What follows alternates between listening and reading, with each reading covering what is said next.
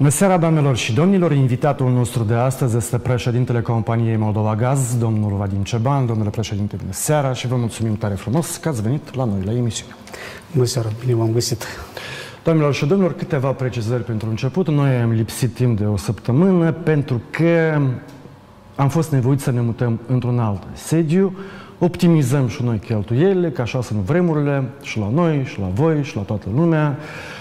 Din inima Chișinăului, din centrul capitalei, ne-am dus nițel spre periferie.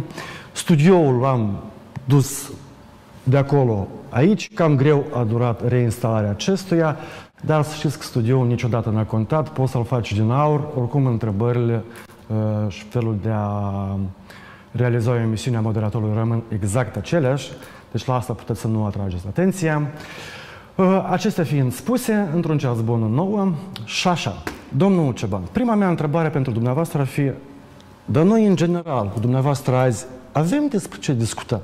Ori, parcă gaz avem, aprovizionările sunt în volume suficiente, compensațiile s-au dat, nimeni nu mai vorbește despre riscuri de deconectări din partea Gazpromului, sau nu-i chiar tot așa de rost cum am descris eu în fraza asta?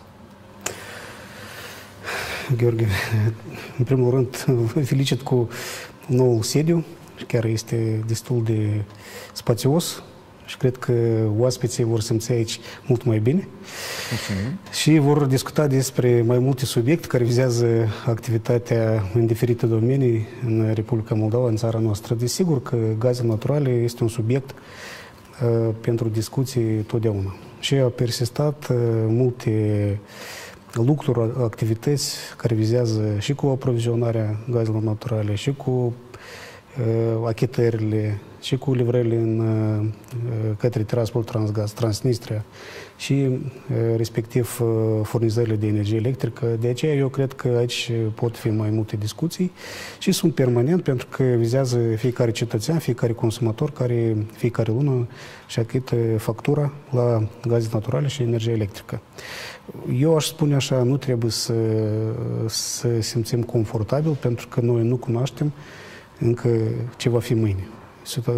Trăim într-o situație sau în zilele în care este foarte imprevizibil să facem anumite pronosticuri pentru perioadele următoare. Noi suntem în planificare pe săptămâni, pe luni, maxim în trimestri. De aceea eu cred că aici trebuie să fim foarte precauți și respectiv să comunicăm cu oamenii, cu consumatorii și explicăm foarte multe lucruri. Atunci să o luăm pe rând. Noi astăzi, domnule președinte, cumpărăm gaze naturale de la ruși la care prețuri? Astăzi, conform contractului, noi cumpărăm gaze naturale în valoare de, vorbesc zilnic, 5,7 milioane metri cubi pe zi, care integral noi oferim Tiraspolului, adică compania noastră fiice, Tiraspol Transgaz, și din această cantitate o bună parte este utilizată, îndreptată pentru generarea energiei electrice, pentru acoperirea întregului consum de pe malul drept.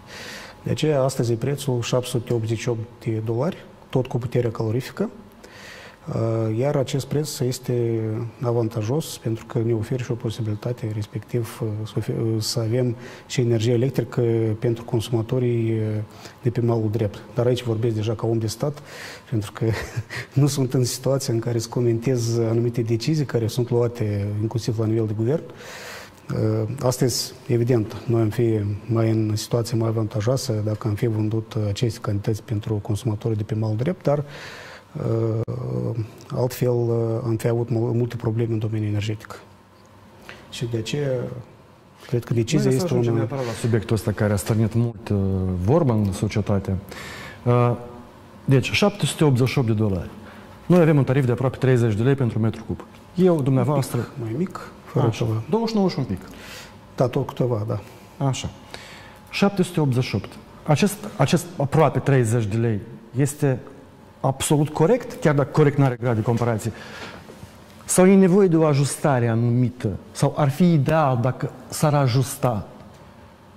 Este absolut corect, conform atât legii cât și metodologiilor, dar e sigur că toți consumatorii își vor un tarif mai mic, reieșind din prețul acesta de achiziție, dar Nu uităm că pe parcursul acestor perioade, în trimestrul 1, trimestrul 2, 3 și chiar în luna septembrie, prețul de achiziție la gazele naturale a fost foarte mare, se apropia la 1900 de dolari pentru 1000 de metri cubi. Nu au fost ajustate la timp tarifele și, de fapt, noi astăzi avem tariful acel mare, care este introdus, calculat de către ANRE și achitat de către consumator, care inclusiv are în vedere anumite valori de deficite tarifare, adică neacoperirea în perioada anterioară a prețului de achiziție. De aceea, asta este explicația, noi trebuie acest deficit tarifar să recuperăm. Așa este în toată lumea. Și 30 de lei e ok? Eu aș spune că noi trebuie să privim care va fi prețul de la 1 ianuarie și acolo sunt anumite inclusiv riscuri, pentru că formula noastră are la bază așa numit preț de vânzare, dacă vorbesc despre Gazprom, dacă vorbesc despre achizițiile de la Energocom, acolo sunt prețurile de piață și respectiv prețul mediu ponderat la care Energocom a achiziționat gaze naturale în rezerve strategice, dacă vorbim despre cantitățile cele. Dar astăzi toate indicele arată că prețurile posibile de achiziție în luna ianuarie, inclusiv de la Gazprom, vor crește. Eu nu știu care va fi situația cu Energocom, adică care va fi prețul indicat de către acesta în contractul de achiziție, dar precis prețul de achiziție va fi peste 1000-1200 dolari. Adică... Eu așa pronostic fac. Și de aceea, având în vedere și nivelurile tarifare sau deficit tarifar care a fost acumulat anterior, nu putem vorbi despre anumite ajustări despre care dumneavoastră ați menționat în vederea scăderii sau reducerea acestui tarif. Deci, eu așa presupun. Eu când am citit astăzi o declarație a domnului Slus, care a fost vicepreședinte de Parlament, că dacă pornim de la prețurile bursiere actuale la gaz și rata de schimb, atunci din la mijlocul lui februarie tariful va fi vreo 35 de lei pentru metru cub. Domnia sa are dreptate. Săptămâna trecută au fost cotațiile la nivel de la burse, la care, de exemplu, și astăzi Energocom, eu nu știu care sunt contractele Energocom, nu pot răspunde pentru ei, dar având în vedere experiența care a fost în toamna anul acesta, cotațiile au fost în jur de 1700 de dolari fără transport până la hotar. Astăzi, iată, suntem în luni, astăzi cotațiile sunt în jur de 1400 de dolari. Deci, vedeți, într-o săptămână, diferența de 300 de dolari deodată este la suprafață. Și vedem care vor fi cotațiile în luna ianuarie și sunt foarte mulți factori care influențează la acest tarif. Dar, încă o dată, nu vreau să fac anumite pronosticuri, dat fiind faptul că nu se cunoaște care va fi așa numit indicele pentru luna următoare, pentru luna ianuarie. Acest lucru vom cunoaște doar la sfârșitul lunii decembrie și respectiv care sunt aceste cotații care se înregistrează zilnice la burse. Adică dumneavoastră nu puteți pune mâna în foc că noi în februarie pentru ianuarie vom plăti tot 30 de lei. Eu nu pot, eu am fost întrebat în cadrul unui studiu, în cadrul unui interviu și chiar în mai am menționat acest lucru, dar eu am reieșit din două lucruri, adică doi factori. Primul factor, că procurăm mai departe în continuare de la Gazprom. Al doilea factor, comparăm gaze naturale la volume depline pentru acoperirea întregului consum, plus inclusiv pentru malul stâng, pentru generarea energiei electrice și respectiv se aplică formula care este astăzi în vigoare. Dar s-a schimbat situația. Deja eu văd că următoarele luni, posibil, dacă se va menține așa tendința ca 100%, sau nu tendința, dar decizia se va menține pentru lunile următoare, ca 5,7 milioane metri cub pe zi, care noi primim de la Gazprom, să fie oferite Tiraspol Transgaz. Deci eu nu pot vorbi despre anumite scăderi, deci nu pun mâna în foc. Posibil, poate fi și ajustări și înspre majorare, dar încă o dată vom baza pe anumite calcule care vor ieși din situația de pe piață. Dar ce trebuie să întâmple ca să nu mai avem pe piața internațională așa fluctuații? Este vorba despre război strict sau e vorba de altceva?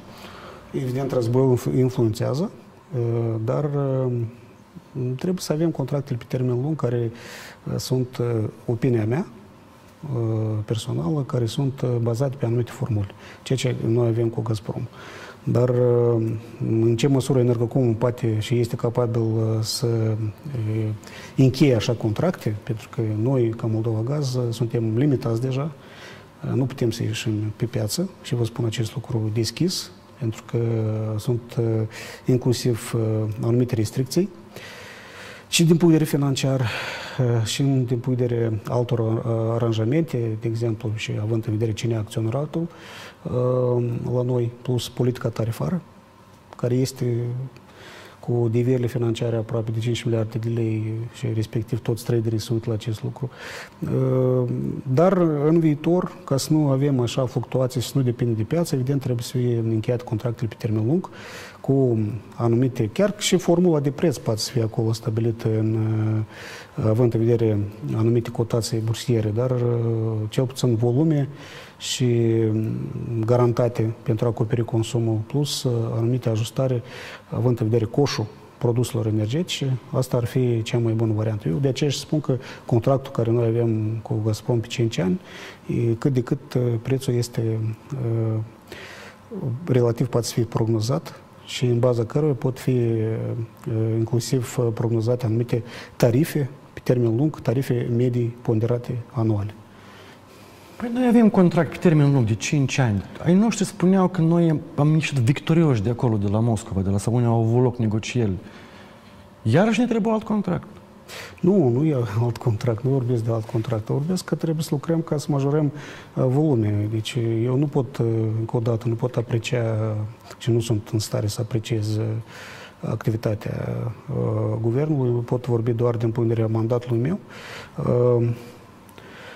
Eu consider că la etapa aceea a fost un contract care, într-un fel, răspundea la toate necesitățile, provocările cu care ne întâlneam în perioada respectivă. Dar la etapa asta? La etapa aceasta nimeni n-a știut că să fie război în Ucraina, nimeni n-a știut că așa deficit de gaze va fi pe piața europeană și aici putem vorbi despre un război energetic la nivel global.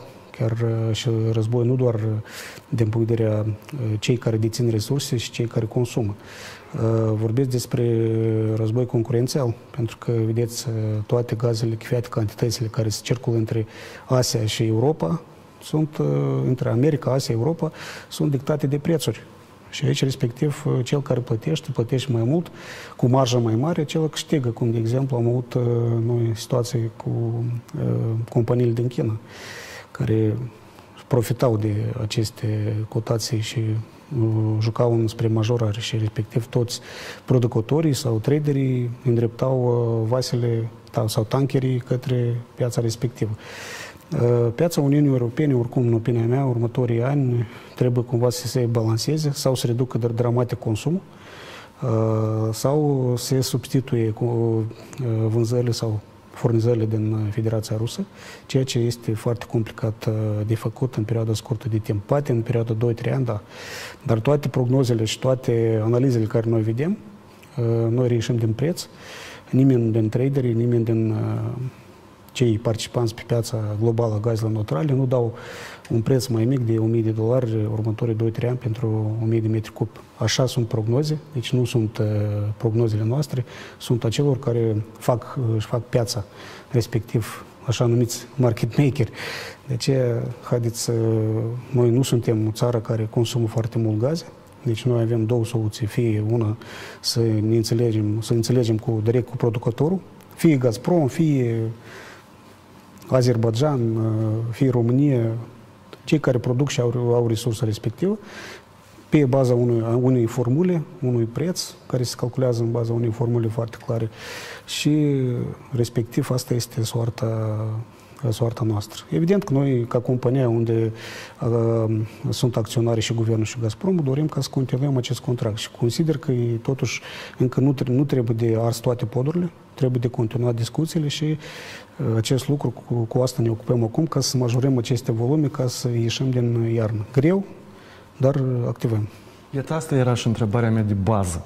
Trecem iarna asta, dar iarna viitoare, cum a spus dumneavoastră, 2-3 ani, nu se micșorează nimic. Eu aș spune, Gheorghe, că iarna viitoare să fie încă mai complicată. încă mai complicat, pentru că toate țările, toți jucătorii pe piață vor intra masiv în perioada aprilie, deja în stocări.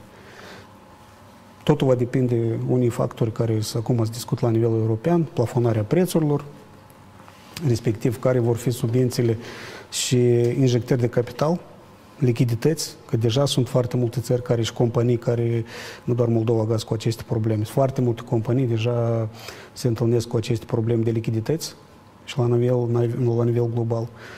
Sunt foarte multe injectări de resurse financiare din partea băncilor centrale, inclusiv problema aceasta deja trece pe băncile comerciale. Deci eu cred că după opinia mea, și că încă o dată ca expert, pot spune în domeniul energetic că este foarte multe semne de recesiune la nivel global. Cum se va determina, cum vom mișca și acest lucru în trimestrul întâi va fi foarte bine evidențiat și la noi, cu contractarea anumitor piețe, la nivel inclusiv Uniunii Europene și la nivel global, dar pregătirile pentru iarna anului viitor vor fi mai complicate decât anul acesta. La nivel, vorbesc de regiune și la nivel de Uniunea Europeană.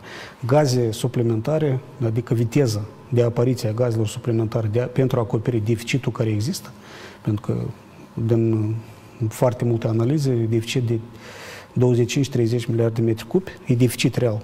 Asta la nivel european, care acum nu este acoperit cu o anumită producție sau injectări din alte părți. Urmează cumva să se răsfrângă asupra menținerii prețurilor înalte, dar și asupra răspunsului din partea cererii consumului, posibil reduceri de consum. Dar haideți să nu rămânem pe anumite aspecte negative. Aici putem vorbi și de anumite oportunități deja și pentru noi, dar asta altă temă de discuție. Domnul președinte, de la anul europenii, pe lângă faptul că vor stoca gaze naturale ca să nu pățească ceea ce au pățit acum, vor mai avea de reconstruit Ucraina. Chiar și eu îmi dau seama că miliarde în Moldova nu vor veni, așa pur și simplu. Soluția noastră este una la nivel politic până la urmă, totuși. Bun, nu vorbim doar despre Gazprom, sau cu unii, sau cu alții, sau cu partea a treia, da, cum spuneați dumneavoastră. Nu știu, haideți în Tajikistan, haideți în Rusia, haideți în Azerbaijan, haideți în Turcia. Ideea e că soluția noastră ca să depășim mai ușor cumva să fie anul viitor este doar la nivel politic, de înțelegere bilaterală. Nu e vorba de chestii economice, ca să ducă Vadim Ceban și să întâlnească cu Miller. Eu cred că deja nu. Deja sunt foarte multe. Ce ține de noi, ca competența noastră, evident că vom face tot posibilul ca să exercităm cele înțelegeri care au avut loc încă în 2021. Dar, totuși, dacă am semnat ceva, trebuie să ducem până la capăt ceea ce am promis și am asumat anumite obligațiuni. De aceea, acolo deja sunt implicațiile politice, pentru că e vorba de discuții între Gazprom și guvern. Deci, evident, guvernul este organ politic, nu este organ care... Mă refer la politici energetice, pentru că foarte multe lucruri vizează, de exemplu, pachetul 3, reglementarea datoriilor, dar sunt anumite elemente care, până la urmă, dacă se reduce la aprobarea unor decizii corporative la nivel de Moldova Gaz, oricum reprezentantul statului care trebuie să aibă un mandat sau giro din partea guvernului sau agenției proprietății publice pentru a aproba anumite decizii. Evident, aceste decizii vor fi bazate pe criterii inclusiv politice, nu doar vorbesc de politică în sensul general al cuvântului, mă refer mai mult la politici energetice și de siguranța furnizărilor, care sunt legate aceste întrebări una de alta. Da, trebuie discutat, da, pentru că noi suntem 100% dependenți și de gaze naturale de importuri și plus următorii 2-3 ani încă un moment legat cu energia electrică. Eu nu consider că în așa perioadă scurtă vor fi construite liniile ca să ne întărim din putere electroenergetică cu Uniunea Europeană sau cu România, chiar cu construcția liniei care din Vulcănești, Isaccea, Vulcănești, Chișinău, oricum va dura. De aceea, centrala de Cuciorgan încă are un rol de stabilizator al sistemului destul de mare. De aceea, nu văd eu cum, personal, cum vom putea să mergem fără a avea contracte directe cu producători de gaze. Astăzi, despre anumite prețuri și formule, se poate de discutat în mod direct cu cei care produc gaze. Deci cei care, într-un fel, au inclusiv ca aprobarea sau aprecierea corectă a prețului, anumite formule cu care lucrează mai mulți ani. De exemplu, dacă am început cu formula petrolieră, am trecut la formula mixtă cu Gazpromul, cred că așa formule pot fi și implementate și cu alți producători. Dar încă o dată, mă întrebați doar ce ține de Gazprom, pentru că ce ține de Azerbaidjan, România, alte state, chiar nu cunosc și chiar nu vreți să vă expuneți. Chiar dacă cunosc, nu va fi corect etic să spun și răspund pentru guvern sau pentru Energocom. Am înțeles. Azi, la noi, data de 12 decembrie. Noi, la 20, achităm avansul, da? Nu trebuie să închidem, și vă spun. Eu cred că vom închide 40 de milioane plus 3 milioane care consum din luna decembrie. Da, noi închidem suma aceasta la data de 20.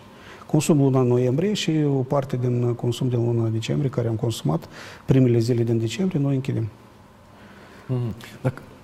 43 de milioane care vor fi închise până la data de 20 decembrie, sumă deja mai mică, în total undeva 30 de milioane. Noi am achitat săptămâna trecută, mai achităm săptămâna aceasta.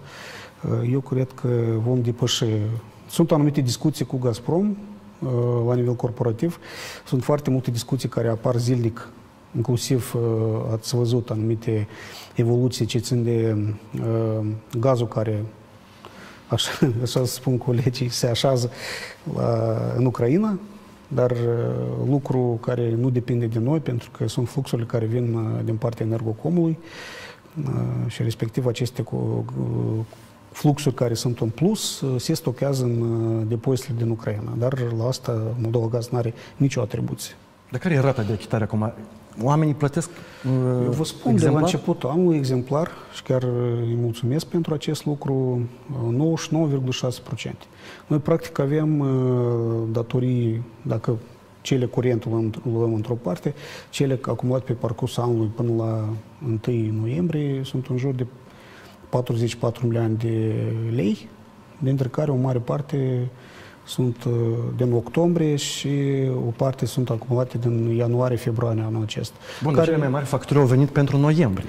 Da, dar eu vorbesc despre datorile istorice și vorbesc 99,6%, anume nivelul de achitare fără luarea în calcul cele plățile curente care vin acum pentru luna noiembrie. Vă faceți griji pentru acest noiembrie? Pentru că... Eu fac griji pentru că acolo sunt două momente care trebuie de clarificat și vreau să le subliniez, chiar bine mi-ați întrebat.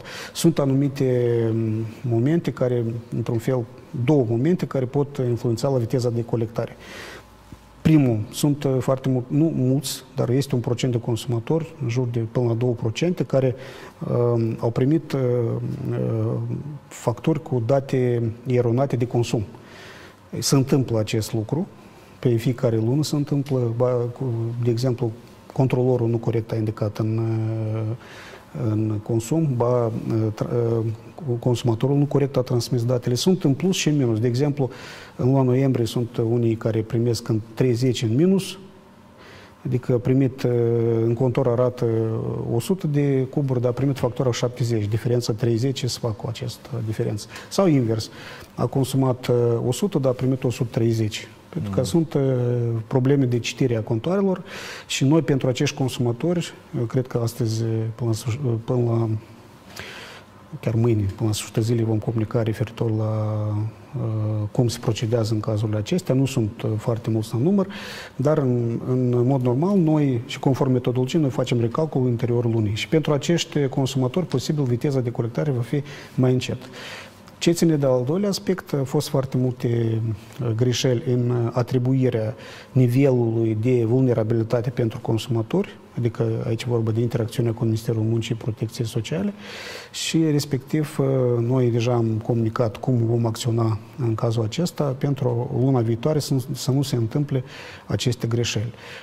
Vă spun, e vorba de circa 10.000 de consumatori, decât 1,7% din numărul total care au primit facturi. Deci nu este o sumă mare și chiar noi putem face recalcul chiar în interiorul lunii dacă consumatorul se adresează la centrele noastre comerciale. Domnul președinte, dați-mi voie să iau prima publicitate în studioul ăsta nou, după care o să revenim, vă rog. Publicitate, doamnelor și domnilor. Noi am revenit, doamnelor și domnilor. Domnul președinte, dar deconectați mulți oameni de la gazele naturale pentru faptul că nu achită? Comparativ cu perioada de vară, nu. Pentru că majoritatea se achită, dar deconectarea este ultima măsură care noi utilizăm și am utilizat. Și când e vorba despre volume sau valoarea datoriei, restanței peste 5-10.000 de lei. Acum deja ajustăm activitatea noastră în acest sens la condițiile noii legi care a fost aprobată recent, săptămâna trecută, și respectiv vom fi mai prudenți în acest sens, anume cei care au consumatorii cu cărora sunt atribuite nivelurile de vulnerabilitate ridicată și foarte ridicată, evident nu vom acționa așa categoric, pentru că vom monetiza acest lucru și, evident, acolo suma datoriei, vorba de 5.000 de lei. Și pentru ceilalți consumatori, la fel, vom utiliza alte metode prin care, cu atât mai mult, este un element foarte îmbucurător.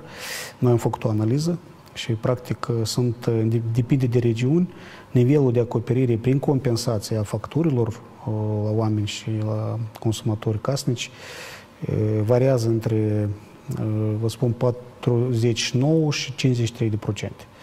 Deci asta înseamnă că dacă la un consumator s-a calculat 1.000 de lei, practic 530 de lei este acoperit de către stat, media. Deci eu consider că acest lucru va îmbunătăți și chiar va ajuta foarte mult consumatorilor să achite la timp facturile. Dar agenții economici, ei creează locuri de muncă, ei plătesc impozite mari. Cu ei cum rămâne? Eu îmi imaginez cât vine la un magazin factura pe lună. Gheorghe, chiar vă spun un punct dureros în activitatea noastră. Noi nu suntem satisfăcuți cu aceste tarife. Noi pierdem clienții. Clienții se duc și utilizează, vorbesc de clienți industriali. Utilizează alte tipuri de combustibil. Unii trec la pecură, care e mai ieftină și chiar cu toate elemente de logistică. Alții trec la propan-butan, la gazele lichefiate, gazele petroliere lichefiate. Chiar cu logistica și toate costurile adiacente, oricum iese mai convenabil comparativ cu utilizarea gazelor naturale. Alții trec la biomasă și sunt industrii care mai mulți ani deja au trecut. Alții utilizează cărbune. Deci este o problemă. Noi vedem că circa 30% se reduce consumul. Și asta e încă un element pentru a ne gândi în viitor ce facem. Pentru că acest element influențează la costuri fixe. Noi trebuie să luăm măsuri deja din partea companiei, din partea distribuției. Volumul de lucru, volumul de distribuție, transport scade. Evident, cu toate consecințe, atât pentru economie cât și pentru noi. Ca să fim sinceri, chiar ar fi zilnic, am discuții cu mulți agenți economici, cei care prelucrează materia primă agricolă, în primul rând, cei care produc produse la export, care noi pierdem inclusiv competitivitatea la nivel piețelor internaționale. De aceea e dureros, e foarte dureros, dar nu avem încotro decât are loc transfer a acestui preț de la piețele internaționale către consumatorul nostru. Eu nu știu, adică trebuie să poate să fie anumite discuții la nivel de guvern pentru anumite subsidii în acest sens, pentru a menține anumite industrii care sunt vitale pentru economie, dar tot aici trebuie de discutat cu o abordare mai largă. Dacă acum situația asta e problematică, noi suntem la început de decembrie, ce o să ne spuneți dumneavoastră în ianuarie, când o să vină facturile pentru decembrie, sau în februarie, când o să vină pentru ianuarie, ori în aceste luni se va consuma mult mai mult, pentru că va fi mai frig? Nu, Cum cu frigul, chiar aici nimeni nu știe care va fi temperatura. Este anumite istorie de consum, putem face anumite prognoze, deci noi nu derapăm prea mult de la consumul mediu multianual, chiar luăm ultimii 10 ani. Ar a fost perioade și consumam mai puțin și a fost aceste perioade, cam periodic cu 2-3 ani se repetă această situație. După decembrie putem spune că suntem data de 12 decembrie, deci cât de cât suntem la nivelul de consum mediu comparativ, dacă am fi utilizat toți ar utiliza gazul, cam consumul este la nivel cu anumite reduceri, adică reduceri din partea sectorului particular individual. Acolo chiar oamenii utilizează lemne, cărbune și cumva reduc consumul din punct de vedere, aici considerentă este preț. Agenții economice, la ei consumul este cât de cât uniform, nu depinde de perioada anului, doar cei care consumă gaz natural sezonier, cei fabrici de zahăr, fabricile de conserve și așa mai departe, cei care produc, de exemplu, sticlă, produc materiale de construcție, alte produse, la ei cam consumul este uniform. Iată acolo, eu văd dacă se reduce capacitatea de cumpărare sau sunt contractate capacitățile lor de vânzare din Uniunea Europeană, adică acolo consumul va scădea, respectiv nu vor avea vânzări. Iată aici urmează să vedem anumite ajustări în consum. Dar deja factorul economic va fi preponderent și costul producției, pentru că acum la moment toți gândesc că se mențin cheltuieli, adică toți reduc din cheltuieli, mențin doar pentru a supraviețui. De dezvoltare, evident, nimeni nu se vorbește, nu discută.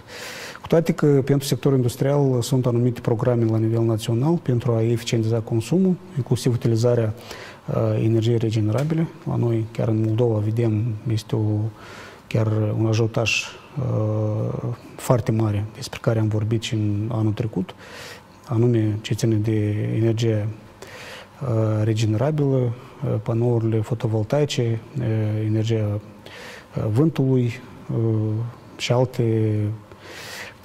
alte proiecte pentru care sunt anumite subvenții, granturi și inclusiv creditele concesionale care sunt oferite de către donatori sau parteneri de dezvoltare. Dar asta durează o viață întreagă, nu?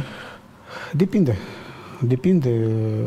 Eu cred că aici este loc pentru a îmbunătăți și a oferi noi instrumente, inclusiv financiare, anume care vor veni de la piață, adică participanții pieței pot oferi anumite posibilități pentru a credita, da, în leasing, de a utiliza alte contracte de servicii energetice, de exemplu, prin care agenții economici vor reprofila sau cel puțin vor scădea sau ajusta consumul, având în vedere potențialul lor de utilizare a acestor tehnologii.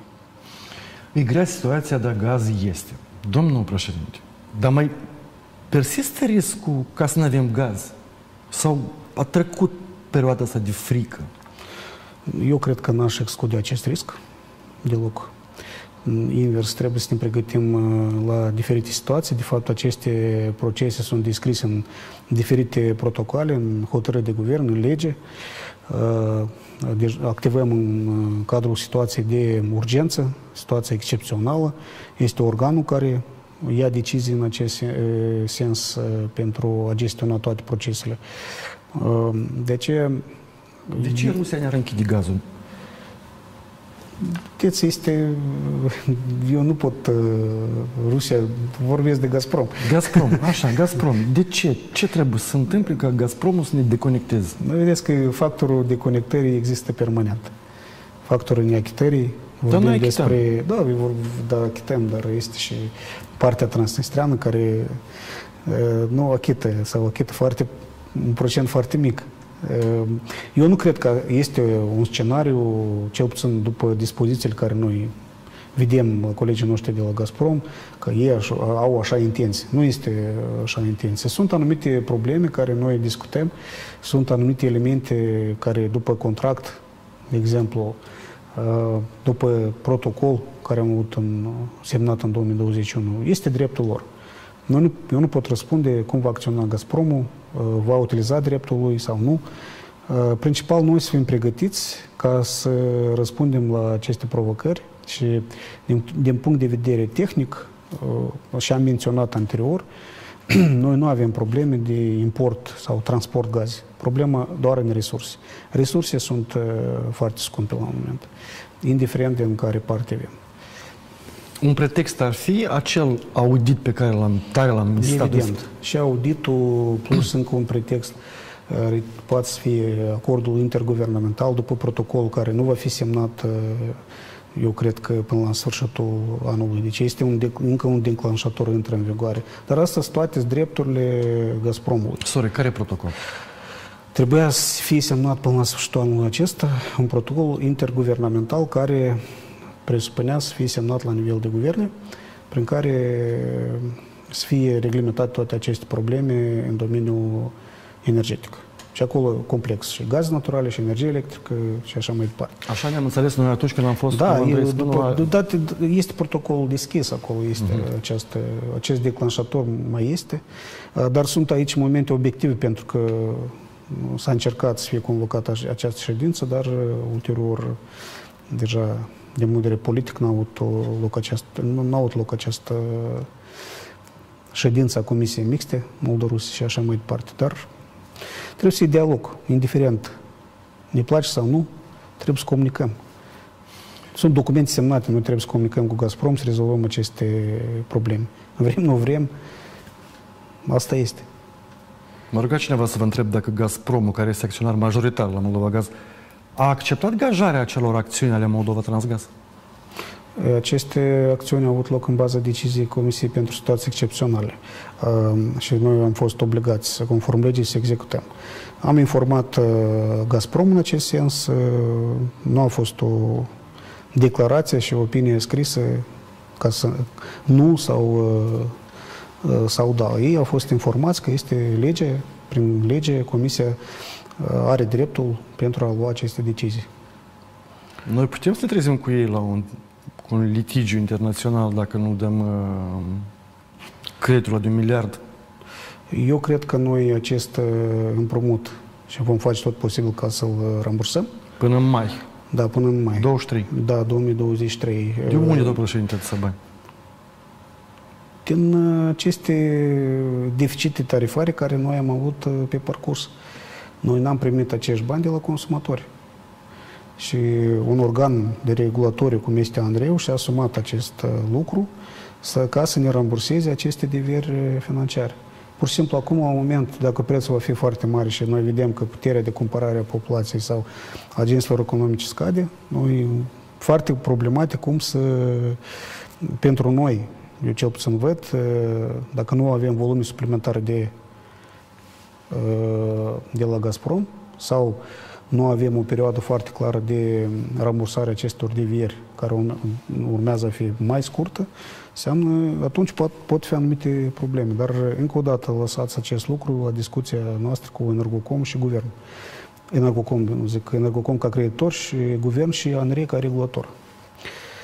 Deci noi acolo urmează să discutăm. Eu vă spun că sunt riscuri de nerambursare în cazul în care noi nu avem volume suplimentare de furnizat consumatorilor, anume de la Gazprom. Și a doua, noi trebuie să avem înțelegere foarte clară sau cel puțin un mesaj sau hotărâre din partea regulatorului prin care metode și când se rambursează aceste deveri financiare care sunt acumulate până la data de astăzi. Ce se întâmplă dacă până în luna mai 2023 nu plătim banii ăștia? Se întâmplă cum este indicat în contract. Dar ce scrie în contract? Este gaj și conform legii mai este acolo o perioadă prin care noi trebuie să rambursăm și respectiv Energocom poate intra în gestiunea acestui gaj. Că asta este cel mai zicem, prost scenariu pentru noi, ca companie. De aceea noi trebuie să ne mobilizăm și achităm această datorie. Dar acesta este scenariu prost pentru Gazprom? Eu cred că da. Este pentru fiecare acționare prost scenariu, pentru că până la urmă nu înseamnă, cum am văzut, am diferite declarații, nu e vorba despre preluarea activelor, este un fel, este gaș și cum se administrează gajul și respectiv cum se valorifică gajul este în lege, în codul civil și în legea privind la gaj. Deci aici, conform legii. Asta nu înseamnă că e vorba de expropiere sau, am auzit, și naționalizare și așa mai departe. Sunt procedurile civile, juridice, comerciale. Și problemele astea se rezolvă la nivel național sau la arbitraje internaționale? Având în vedere că contractul e semnat și legea aplicabilă este legile Republicii Moldova, da, după legile Republicii Moldova noi trebuie să acționăm. Am înțeles. Și acum aș vrea să discutăm Acuș. Domnul președinte, spuneți că nu avem ce discuta. Ce volume de gaze avem noi stocate în Ucraina? Nu cunosc. Nu. Haideți așa. Eu nu vă întreb dumneavoastră ca președinte. Eu vă întreb ca... Eu pot spune cât am vândut noi către Energocom. Cât? Circa 90 de milioane metri cubi. Pe parcursul acestei perioade. Și acolo vreo 200 de milioane, dacă nu greșesc. Cred că da, dacă au fost comunicate în acest sens. Eu nu știu care e situația la moment, pentru că chiar nu cunosc ce face Energocom. Așa. Asta nouă ne-ar ajunge dacă, Doamne ferește, se întâmplă ceva, pe vreo... 2 luni. 2 luni. Da. Cu condiția că termoelectrica consumă pecora. Pentru că termoelectrica este consumator foarte mare de gaze. Dar există un risc atât de mare să nu dea Domnul, să întâmple ceva în Ucraina și noi să nu putem folosi aceste volume de gaze pe care le avem stocate pe teritoriul Ucrainei, țară care este atacată de către Rusia și e aflată în plin război. Sunt 2 elemente. Pot fi. Prima, dacă sunt afectate gazoductele magistrale sau al doilea aspect, sunt afectate depozitele propriu-zise.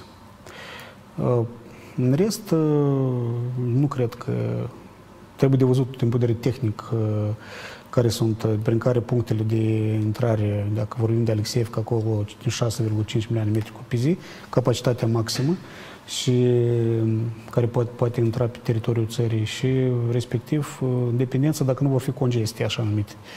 Adică conducta nu va fi bronată de către alți trader și în cazul acesta operatorul de sistem trebuie să gestioneze conform procedurilor stabilite acest flux. Dar asta se gestionează pentru că capacitățile sunt destule, doar în condiția în care sunt afectate conductele magistrale sau sunt distruse sau afectate depozitele subterane. Ceea ce eu cred că trebuie să analizăm în considerație tot, dar nu cred că, totuși sper că să nu se întâmple acest lucru. Adică dumneavoastră ca persoană fizică, da, ca expert, mari griji față de acest subiect nu vă faceți când stați acasă și beți o cafea, adică... Și avem depozitare în Ucraina? Da. Sau... Nu, eu cred că nu, pentru că noi am avut experiență. În octombrie 2020 am depozitat 50 de milioane de metri cubi și în luna martie-aprilie le-am scos și i-am utilizat, am consumat și fără probleme. Dar era pace? Era pace. Dar astăzi este război și fluxul de gaze continuă în teritoriul Ucrainei. Tranzitul este. Eu am văzut o știre la Europa Liberă care sună în felul următor, tot în contextul ăsta. Președintele Putin a cerut Ministerul Energiei de la Moscova să analizeze situația rezervelor de gaze pe care Moldova și le-a făcut în depozitele din Ucraina. El a spus că Moldova are deja marile ei probleme în sfera economică și socială din cauza că nu are gaze suficiente. În aceste condiții nu înțeleg de ce își stochează o parte din gazul moldovenesc primit de la noi în Ucraina. Vă cere Ministerul Energiei să analizeze mai atent această situație, a spus președintele Putin. Haideți să-i răspundim noi lui Putin. Da, cam nu vreau să răspund la domnul Putin. Chiar nu am Eu pot spune din punct de vedere tehnic, și am menționat acest lucru, doar vă spun care este situația la moment, de exemplu. Noi primim gaz natural acum la moment din partea de vest. Vorbesc de partea dreaptă a Nistrului. Respectiv Transnistria primește din partea de nord a țării pentru Râmnița și o parte din, chiar n-am luat harta cu mine, acolo, partea de est, din Grebeniche. Vorbesc în cifre generale.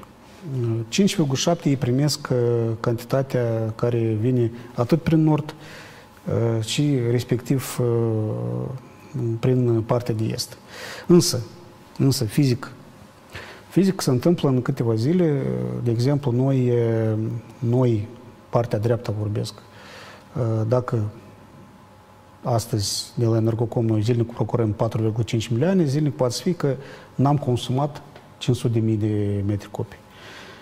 Ca acest gaz trebuie cumva să undeva păstrat, pentru că conductele nu permit stocarea acestor gaze pe teritoriul Republicii Moldova și nu avem depozitele de stocare pe teritoriul nostru. Diferența aceasta fizic se deplasează, are loc fluxul în Ucraina și respectiv se depozitează acolo. Iată, asta este răspunsul tehnologic la aceste declarații care sunt. Deci e vorba despre fluxul fizic și este flux comercial. Iată, flux comercial noi procurăm de la Energocom, am nominalizat, am comandat 4,5, efectiv am consumat 4,0, 0,5 se depozitează în Ucraina. Iată, asta e, cred că trebuie de lămurit mai intens și noi prezentăm aceste rapoarte și la Minister, și la Gazprom, și Moldova Transgaz, aceste date inclusiv publică, nu doar Moldova Gaz, și Transgaz din România, și operatorul de sistem din Ucraina. Aceste date sunt publice. Are loc un fel de revers virtual, flux invers virtual. Deci nu intră cantitatea toată 5,7 în Moldova, dar se substituie din aceste 0,5, acolo intră mai puțin și 0,5 se depozitează în Ucraina. Astea sunt condiții de activitate în businessul gazier care sunt aprobate la nivelul Uniunii Europene de mult timp. Și acest lucru are loc la moment la hotarele Ungaria, Slovacia, la care Gazprom inclusiv furnizează gaze naturale. Și are sens invers că se introduc, adică dreptul de proprietate se schimbă și gazele naturale, că să nu aibă flux fizic din Ungaria spre Ucraina, dar ele se substituie prin fluxurile în două sensuri. Asta este... Clar. Poate foarte detaliat am explicat, dar nu e vorba de deci, așezarea sau stocarea în mod intenționat. Nici nu putem vorbi, pentru că e până la urmă dreptul Energocomului unde își depozitează surplusurile de gaze. Eu acum aș vrea să vă rog să trecem la subiectul ăsta care încă nu se calmează multe sperii în Chișinău. Mă refer la faptul că tot gazul se duce la Tiraspol și deja cumpărăm iarăși energie electrică de la Cuciurgan și deja nu mai este la modă bez feta, nu bez vas. Dar trebuie să luăm câteva clipe de publicitate, vă rog, și după care revenim. Publicitate, doamnelor și domnilor. Noi am revenit, doamnelor și domnilor. Așadar, domn președinte Ceban, săptămâna trecută, știrea săptămânii, am început să cumpărăm din nou curent electric de la Cuciurgan. Pentru dumneavoastră, asta e trădare de patrie ceea ce s-a întâmplat, conform unor politicieni? Sau asta e gândire logică, statală, a celor care guvernează? Că, oameni buni, noi înțelegem că e la modă să scrii pe Facebook hashtag bez feta, nu bez vas, dar cetățeanul trebuie cumva să-și permite și să achite. Și condiția asta de bază, că noi deja nu mai gestionăm, tot volumul de gaze se duce la Tiraspol și ei ne dau nou ceea ce avem noi nevoie. Și iarăși sub întrebare. Noi luăm de la Tiraspol deja tot gazul de care are nevoie în malul drept sau mai cumpărăm și din vest? Întrebarea așa de lungă că eu pot să ies din studio și dumneavoastră să povestiți până să încheie emisiunea, tot ca să explicați în limba română foarte clar care e situația în domeniul respectiv. Eu n-aș catalogiza aceste declarații ca trădare de patrie, că altfel toată cooperarea noastră cu Transnistria din 92 încoace putem clarifica, cataloga în acest sens. În primul rând, 5,7 milioane de metri cubi pe zi nu ajunge la nimeni. Deci această cantitate nici pentru malul drept, nici pentru malul stâng, în perioada așa iarnă riguroasă, când noi consumăm, de exemplu, 6 milioane și ei consumă 6 ceva, 6,5, când iarnă, când minus 10, 12-13 milioane de metri cubi pe zi când consumăm, eu vă spun că această cantitate 5,7 nu ajunge la nimeni. Un lucru. Al doilea aspect, și tot legat de volume. Noi anul trecut, și anul acesta, în ianuarie-februarie, noi ofeream sau vindeam la Tiraspol Transgaz cantități mai mari decât 5-7 milioane de metri cubi. Noi vindeam 6-7 în dependența de zi. 6-7 dintr-un volum de?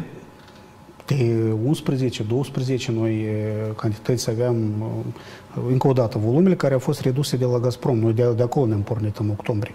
În octombrie, dacă țineți minte, a fost perioada destul de stresantă. La sfârșitul lunii octombrie, teraspolenii nu au intrat în limita de consum care noi am spus, iată, din 5,7, 3,9 trebuie să intrați. Și noi consumam 1,7 și deodată am luat măsuri partea dreapta Nistrului. Termoelectrica a trecut pe pecură, fabricile de zahăr noi deodată am trecut pe pecură, am făcut reducere de consum și noi ne-am încadrat în 1,7 milioane de metri cubi pe zi când consumam maximum 1,2. Și chiar am oferit lor posibilitatea să genereze, să mențină furnizările de energie electrică pe malul drept. Acum, când am văzut și având în vedere că sunt anumite stocuri de gaze, eu vorbesc deja, răspund, poate nu trebuie să răspund pentru guvern, dar pentru a argumenta această decizie, după mine, absolut corectă, din două aspecte. Având aceste rezerve de gaze care au fost procurate de pe piață și de la noi la prețuri, de atunci încă medii ponderate mai rezonabile și care intră în tarif, guvernul, logic, a hotărât că, și având o problemă în luna noiembrie, când am avut 2 blackout-uri, adică deconectări de avarie a energiei electrice pentru toți consumatorii, atât malul stâng și malul drept, decizia corectă ca să stabilizăm acest proces, evident, să aibă centrala de la Cuciurgan cantități de gaze necesare pentru a acoperi consumul de energie electrică pentru ambele maluri. Stabilizăm sistemul, să nu avem acolo măcar o problemă. Și respectiv noi, ca oricum noi plătim pentru aceste cantități de gaze și plătim fie Energocom, fie Moldovagaz, până la urmă consumatorul plătește, s-a luat decizia ca cele stocuri care sunt sau cele achiziții care vor fi pe parcurs, noi le procurăm de la Energocom. Și nu este o problemă cu gaze naturale pentru consumatori pentru următoarea perioadă de 2 luni jumătate. Asta este decizia bine chibzuită după mine, pentru că noi, dacă am fi rămas sectorul electroenergetic doar pe o linie care traversează totuși barele centrale de la Cuciurgani, plus încă e legată, strâns legată, pentru că sistemele lucrează în paralel cu sistemul din Ucraina și la care orice bombardament sau avarie implică nemijlocit și deconectarea în masa în partea stângă și dreapta Nistrului, evident asta a fost decizie strategică care este argumentată și plus economică argumentată. Pentru că una se cumpere energie electrică la 72, s-a cut acolo, nu știu, prețul 72 de dolari megawattul și al doilea se cumpără la 450 în orele de vârf. Este o diferență enormă. De aceea, diferența aceasta, eu cred că și chiar din punct de vedere comercial a fost calculată și a fost luată acea decizie. După mine, încă o dată, mă întorc la cele spuse de mine la început, suntem interdependenți electroenergetic și energetic cu malul stâng. Nu așa de ușor să ne decuplăm total. Și totuși ce am cedat noi? Dacă toți vuiesc că ai noștri au cedat ceva. Nu cedat, mă rog. Independența n-am cedat. În primul rând, n-am cedat. Pământul n-am cedat. Am cedat anumite cantități de gaze pe care am primit energie electrică în schimb și am stabilizat sistemul și toți au energie electrică în casă. Și cel mai principal, cei care critică, ei n-au nicio soluție alternativă. Alternativă nu este. Alternativa este să procurăm de pe piață și fiecare zi ne întâlnim cu riscul de deconectări. Riscul real. Asta este situația la moment. Din 5,7 pe zi care le cumpărăm, cât folosește malul stâng al Nistrului? 5,7? Da. Malul stâng fără cuciorgani? Fără cuciorgani care pentru malul drept? Sau întrebarea să înțeleg? Da, pentru că am cedat lor 5,7. Eu nu știu la nivel de consumator detaliat cât consumă. Eu cer ca din această cantitate o treime sau puțin mai mult se îndreaptă pentru malul drept. Restul consumă. Și nouă ne ajunge această o treime? Pentru malul drept. Pe 3 blocuri lucrează, da? Pentru că centrala termoelectrică produce acum în perioada de iarnă mai multă cantitate de energie, pentru că lucrează termocentrală, adică este căldură, este sarcina termică, este și producerea energiei electrice. Din vest mai cumpărăm gaze acum naturale? Noi cumpărăm de la Energocom. Energocom cumpără fie ne injectează din depozite, fie ne oferă de la conducta Iași-Ungheni-Chișinău, de la Tohatin, și noi preluăm de la Căușeni prin conducta transbalcanică, care vine de la Balcani. De la cine cumpără Energocom, eu nu cunosc. Cred că mai bine ei să răspundă. Adică noi avem o situație stabilă pe piața gazelor naturale și a energiei electrice pentru cât timp? Dacă se va continua, și acolo este o clauză că lunar se vor reînnoi aceste contracte, cel puțin până la 1 aprilie. Și atunci de ce e mai scump? De ce cumpărăm curentul electric dacă sunt aceleași condiții, noi le dăm transnistrenilor tot ce au cerut ei, dar lumina oricum o cumpărăm mai scump? Eu chiar nu cunosc, pentru că vizează aspectele comerciale între Energocom și centrala de la Cuciorgan. Eu nu pot răspunde. De ce mai scump sau mai ieftin? Domnul președinte, până la urmă este înțelegere, este un compromis între două părți. Cum noi ne înțelegem cu Gazpromul la o formulă și am ajuns la un consens. Fix așa și cred că Energocom a negociat cu centrala de la Cuciorgan. Întrebarea, de ce să cumpărăm atunci mai bine la 4,50? Dar dacă am revenit la condițiile vechi, de ce totuși s-a scumpit? Asta era întrebarea. Eu încă o dată nu cunosc aceste. Nu pot răspunde la întrebarea aceasta. Atunci, poate altfel. De ce a voit presa și opoziția și mulți susținători actuale guvernări după această decizie a guvernului nostru? Ce nu a plăcut atât de tare societății? Sau celor care comentează? Eu cred că a fost un aspect de...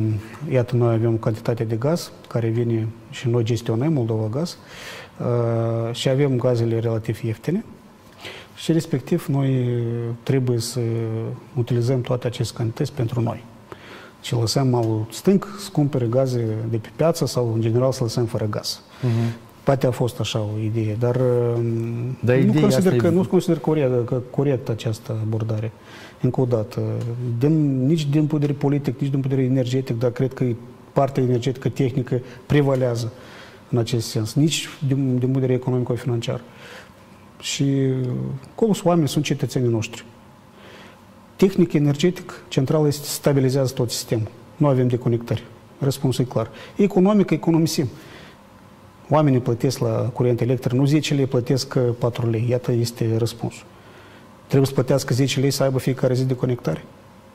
Și oricum gazul are la același tarif. Eu vă spun, în situația aceasta, ca managerul companiei, evident, noi suntem într-un fel, și noi vrem să vindem gaz, să recuperăm nivelele financiare mai repede. Da, dar și nu avem nimic legat de energie electrică, dar suntem oameni de stat. Noi trăim în țara respectivă, pentru că pentru agenții economici, curentul electric, pentru mai mulți, în unele cazuri este mai important și în structura sinecostului de producție sau serviciu, ponderea mai mare are decât costul gazelor naturale. Logica elementară spune că dacă e să mergem după logica celor cu hashtag-uri pe Facebook și noi să nu le dăm din cele 5,7 milioane niciun metru regiunii transnistrene, noi a doua zi suntem deconectați de la Gazprom?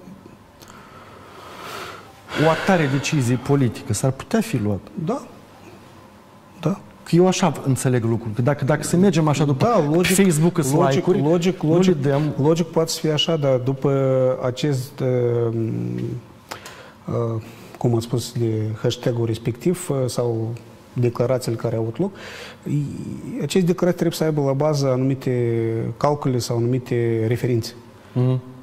Astăzi este referința tehnică, o linie electrică, una, de capacitate de transport mare, și 4 linii de 110 care capacitate de transport mic.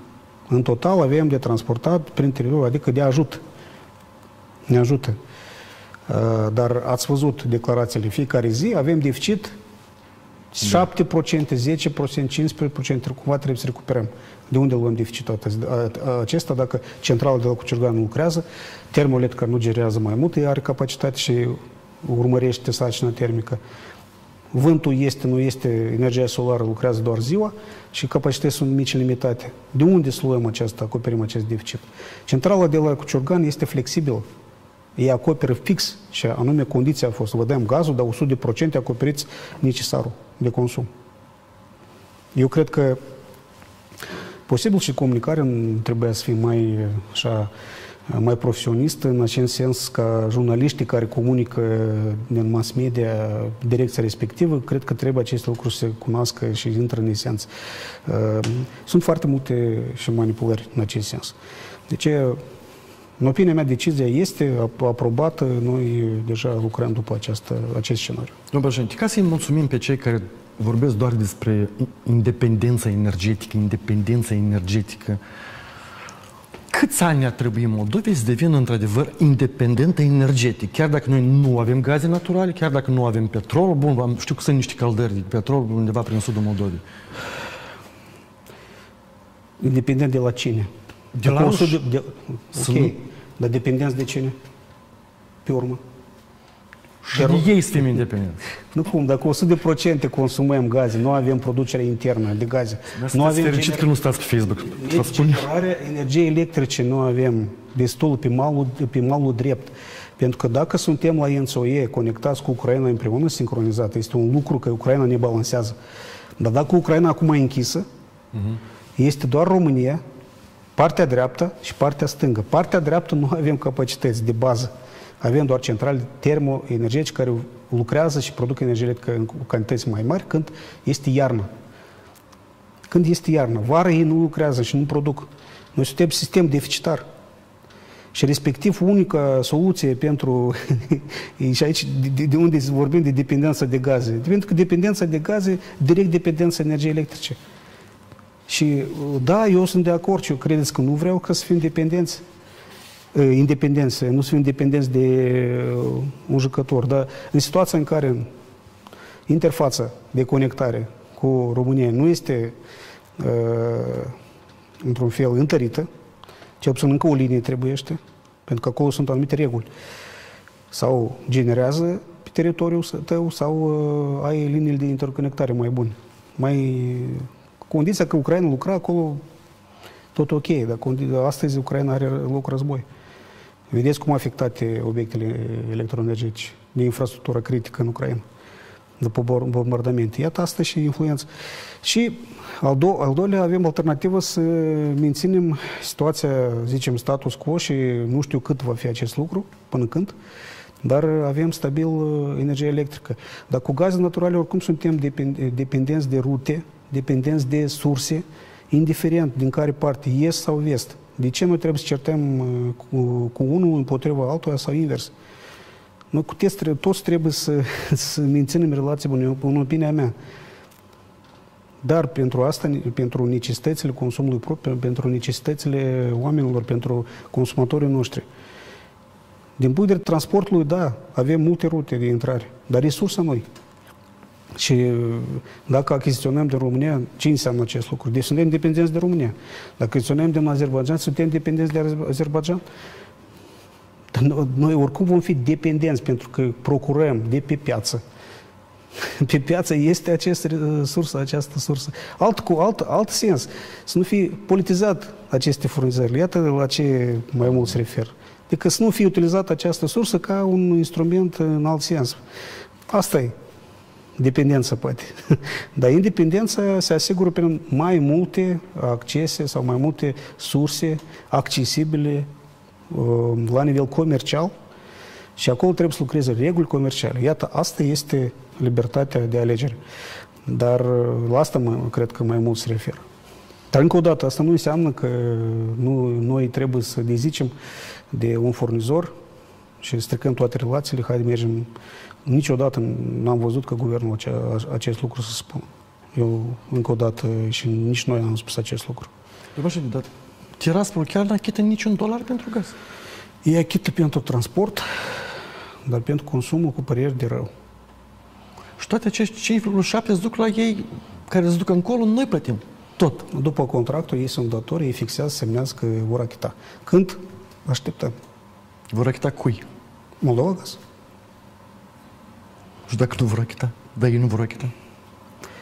Eu văd că nu vor achita, pentru că banii utilizează pentru alte destinații. Pentru acest lucru este responsabilă administrația din Tiraspol și anumite autorități. De aceea, fără negocieri cu ei și inclusiv negocieri politice, problema aceasta cu datorii nu se va rezolva. Dar într-o zi, și Moldova Gaz nu influențează la acest proces.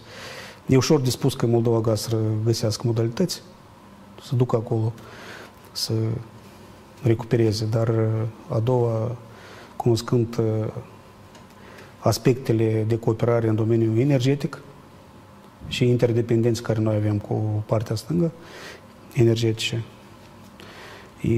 nu cred că e problema doar a Moldova Gaz. Adică dacă într-o zi Miller n-are ce face, Gazpromul poate să vă sune și spune... Nu, haideți, toate aspectele acestea, nu doar la nivel Gazprom Moldova Gaz. Aceste aspecte se negociază inclusiv și a fost permanent subiectul discuției la nivel de guvern. Și a fost deciziile comisiilor mixte moldo-ruse, unde aspectul datoriei, aspectul contractului a fost discutate. Nu, așa a fost tradiția și cred că când piața va funcționa, acest lucru nu trebuie să se întâmple. De aceea și am spus că ce înseamnă independență. Independență când toate instrumentele pieței și platformele pieței lucrează și nu este nicio furnizare influențată din punct de vedere politic. Indiferent din care parte.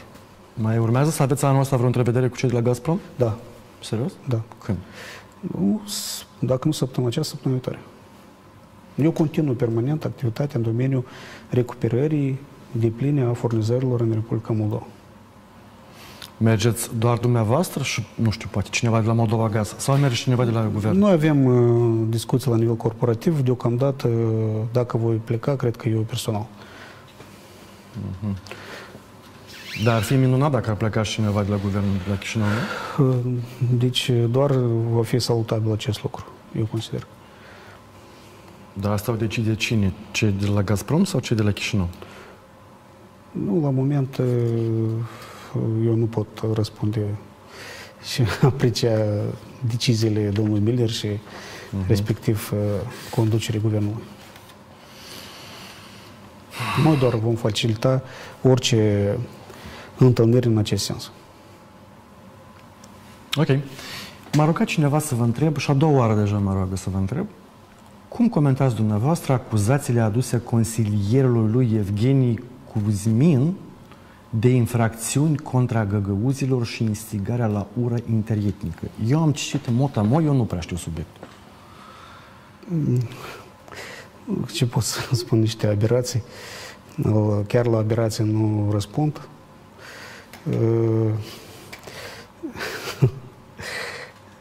Eu cred că este o încercare a unor indivizi de a discredita pe mine și colegii mei, dar niște declarații și îndoieli fără dovezi, îmi cer scuze, dar chiar ieși din comun.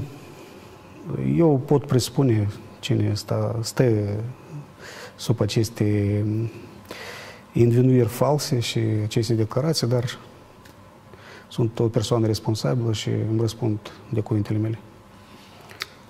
Am o întrebare mai serioasă. La campionatul mondial de fotbal vă uitați? Evident. Când am timp. Ultimul timp că... Echipa favorită a plecat acasă sau încă nu? Echipa favorită? Nu. Serios? Da. Mie au plecat Brazilia, Doamne, ce seară tristă am avut. avut. Cu Croația. Croația? Da. De ce? Eu cred că chiar îmi place construcția echipei, bine structurată pe toate pozițiile și au un obiectiv foarte comun și nu se pierd când încasează un gol. Au anumite forțe de a mobiliza în momente decisive. Chiar îmi place cum joacă. Dar nu credeți că sunt mai tare marocanii anul ăsta? Da, e echipă foarte interesantă. Chiar golul marcat de atacantul Marocului în partea Portugaliei, chiar asemănător mișcării lui Cristiano Ronaldo. Chiar a fost un deja vu, c'est la vie. Dar copilul e ținut cu Portugalia, dar nu s-a primit. Eu sunt Croația, sper că totuși este o echipă destul de interesantă. Planuri pentru sărbătorile de iarnă? Deocamdată acasă. Vedem, însă nu familie. Am înțeles. Domnul președinte Ceban, mulțumesc tare frumos că ați fost la emisiunii. Vă doresc mult succes în tot ceea ce faceți și ne revedem deja la anul, neapărat aici în studio. Mulțumesc mult. Sănătate! Doamnelor și domnilor, atât a fost să fie la ediția de azi a emisiunii Puterea a patra. Să trăiți frumos și bine și să vă văd mândri.